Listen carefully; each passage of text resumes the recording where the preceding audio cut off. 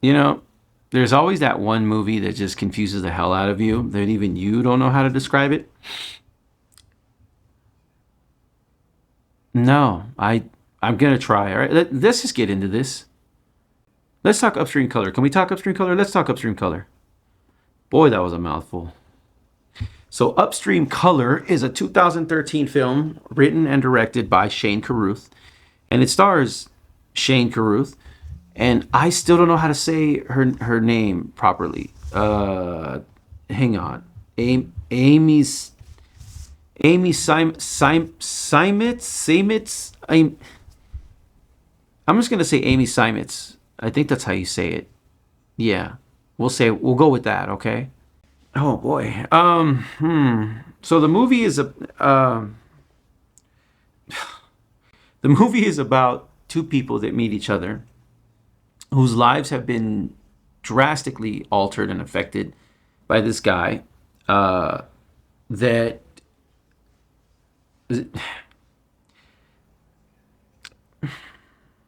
shit. How do I describe this? There's this plant that grows a species of worms, and if you eat said worms, you can control the person with them. I think. Yeah. Um, and then there's a guy who likes to go around recording sounds and making music from nature sounds, and he uses it to attract the people with the worms, so he can extract the worms from the people, put them inside of pigs. Um, but if the pigs, like their babies get it or something like that, the pigs die and their blood goes upstream and it changes to a certain color. I guess that's where he got the name Upstream Color. And um, yeah, Amy Simon's character is like broke. Her life is destroyed. Like all her life savings were taken by this guy. And then she meets Shane Carruth's character, who also, his name is Jeff, I believe, if I remember correctly. His life was also altered by the guy. He's also broke and learning how to live again, and they're learning how to live together. But they feel like they've been together already because the worms were in them, or were in the pigs, or vice versa. You know what? This is really confusing. Trying to make sense of this damn film. And it also has to do with the book Walden. Yeah, figure that out. Hmm? So let's go to the pros and the cons of this movie, because I don't know how to describe this thing at all. Like, I know what I like about the film. There's that. And I know what I don't like about the film. So let's just get to that, because I don't even know how the hell to describe this damn thing. The pros of this film. It looks visually beautiful. Like, visually it's very nice looking. The sound, like the music is it's very melodic and very hypnotic like. It has a very it almost puts you in a trance. I'm serious. Like, go look up Upstream Color soundtrack and just listen to the music. It is so enticing. It has such a melodicism to it that is just beautiful. And I believe it's composed by Shane Carruth as well, if I remember correctly. The music is beautiful. The visuals are beautiful. You know what I mean? The movie has an almost. This is gonna sound really messed up to say, but if you need a movie to either confuse you, or just something in the background to kind of soothe you in a weird way, put it on, and it might help you sleep, or it might put you in a very deep thought thing. So there's that.